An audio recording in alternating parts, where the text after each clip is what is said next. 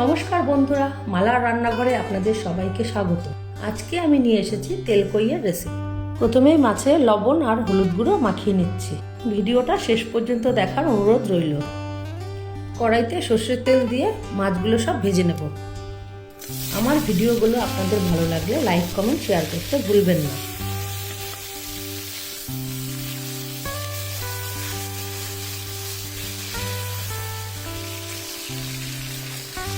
মাছগুলো ভাজা হয়ে গেছে, খুব বেশি কড়া করে ভাজিনি।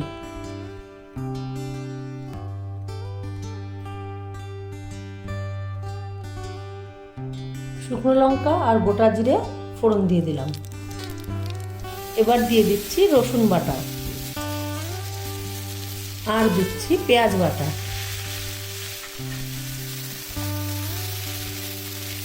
আদা, জিরে, ধনিয়া, শুকনো লঙ্কা একসাথে বেটে রেখেছিলাম, সেই মিশ্রণটা দিয়ে দিলাম। পরিমাণ মতো লবণ দিয়ে দিলাম। মশলাটা কষানো হয়ে গেছে, এবার ভিজে রাখা মাছগুলো সব দিয়ে দিচ্ছি।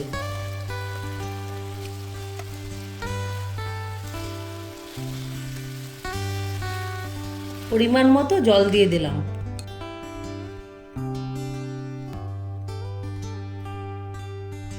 ঝোল ফুটে উঠেছে, এবার কাঁচা সর্ষের তেল দিয়ে দিচ্ছি।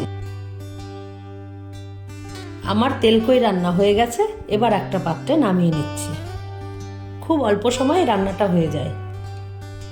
দেখতে কি দারুণ হয়েছে, টেস্টটাও দারুণ। আপনারাও এইভাবে বাড়িতে বানিয়ে খাবেন, খুব ভালো লাগবে।